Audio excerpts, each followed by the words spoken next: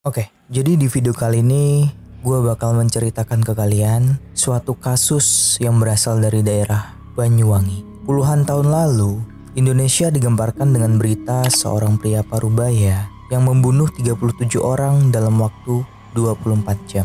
Pria tersebut bernama Wirjo, warga Banyuwangi yang terkenal dengan sifatnya yang temperamen. Seiring berlalunya waktu, kisah Wirjo kini berubah menjadi legenda yang mengingatkan kita akan naluri busuk manusia.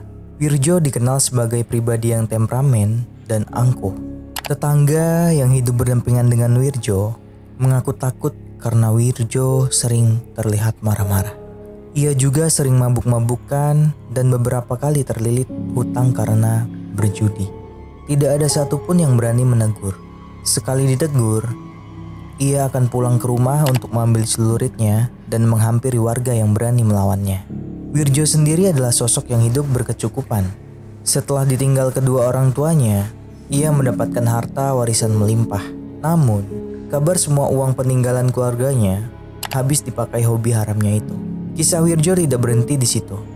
Tingkah laku Wirjo semakin hari semakin parah.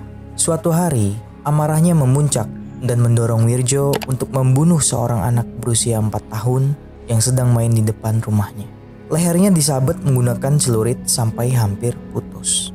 Belum merasa puas, Wirjo kembali berulah dan membunuh istri tetangganya. Wanita malang tersebut menderita nasib yang sama dengan korbannya sebelumnya. Lehernya disayat celurit dan tewas di tempat. Wirjo melakukan aksi kejinya dan membantai lebih dari 30 orang. Korban Wirjo diantaranya adalah petani, siswa SMP, dan beberapa orang yang ditemukan di jalanan. Banyak warga Banyuwangi yang melaporkan tindakan Wirjo ke polisi. Tim Polsek Banyuwangi pun kemudian melakukan investigasi mendalam dan berhasil menemukan Wirjo. Sayangnya, ia ditemukan dalam keadaan sudah tidak bernyawa. Wirjo bunuh diri menggunakan sabuk yang ia gantung ke leher. Perasaan warga Banyuwangi campur aduk. Pada satu sisi, mereka merasa lega bahwa Wirjo sudah tiada. Namun, mereka juga geram karena Wirjo kabur dari sistem hukum sah dan menghindari hukum dengan cara bunuh diri. Kisah Wirjo berbeda-beda di setiap daerah Banyuwangi. Beberapa orang menyatakan ia kesetanan karena meminum darah anak kecil yang mana merupakan korban pertamanya yang ia bunuh. Namun, tidak sedikit juga warga yang menyangkal mitos tersebut. Menurut warga Banyuwangi, Wirjo tidak meminum darah manusia, melainkan darah sapi. Mitos tentang Wirjo lainnya adalah ilmu sihir yang ia pelajari sejak kecil. Wirjo dikabarkan susah mati karena mempelajari ilmu kebal.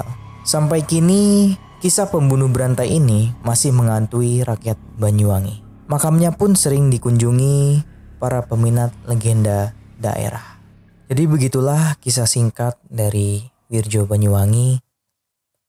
Seorang pembunuh berantai yang membunuh 30 orang dalam waktu 24 jam.